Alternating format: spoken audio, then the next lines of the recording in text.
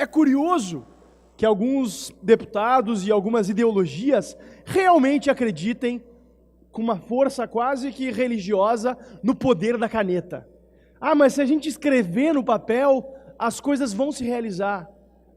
Infelizmente, ou felizmente, enfim, acho que não é nenhuma questão de juízo de mérito, mas as coisas não são assim. Aumento salarial sem ter um embasamento em um crescimento econômico, em um aumento do nível de produtividade da economia, não vai trazer resultados positivos.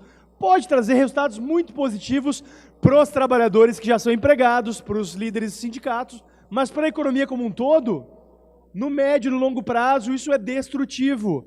Quando o empresário pensa em investir Brasil afora, você acha que ele já não olha para o Rio Grande do Sul e pensa, bom, lá, dependendo da categoria, eu já tenho que chegar pagando 60% a mais, no mínimo.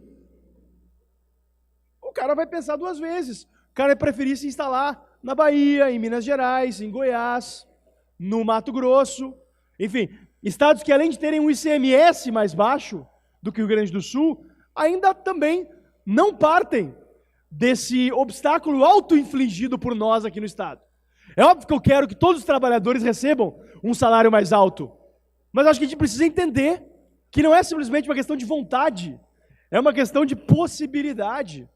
E acho que também é um equívoco do nosso governo, que tem uma medida muito responsável em relação ao serviço público hoje, de não dar aumento e buscar nos ajudar, inclusive, a litigar contra gastos desnecessários, como é o caso, por exemplo, do ingresso da PGE, contra o pagamento das verbas das URVs da década de 90 em relação ao TCE e até a própria Assembleia, que eu espero que a PGE também ingresse conosco, mas que o governo pega e repassa essa bomba pro setor privado. Não me parece razoável isso, que o governo simplesmente repasse isso. Na minha opinião, o governo não deveria ter mandado aumento nenhum. A gente tem perdido posições na economia nacional, a gente tem caído pelas tabelas nos índices socioeconômicos e, sinceramente, a gente não pode se excusar da responsabilidade. Por mais que haja pressões do lado de fora, e sempre vão haver, a gente tem que ter um bom senso de pensar no futuro, pensar no longo prazo, e não pensar somente na meia dúzia de pessoas que se dispõem a vir aqui fazer pressão.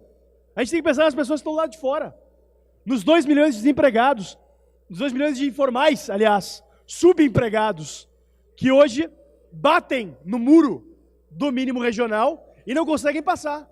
A gente tem que pensar no meio milhão de desempregados que estão do lado de fora.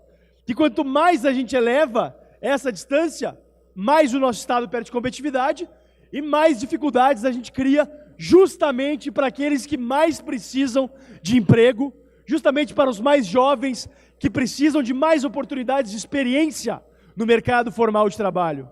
E ao impedir o aumento do mercado formal de trabalho, a gente está incidindo novamente numa mentalidade de irresponsabilidade que ataca, inclusive, a própria sustentabilidade da Previdência.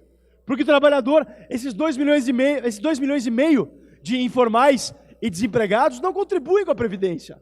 Depois, esse mesmo pessoal não quer reformar a Previdência. Eles querem viver no mundo da lua. Eles querem negar a realidade. Esse é o problema que a gente encontra aqui.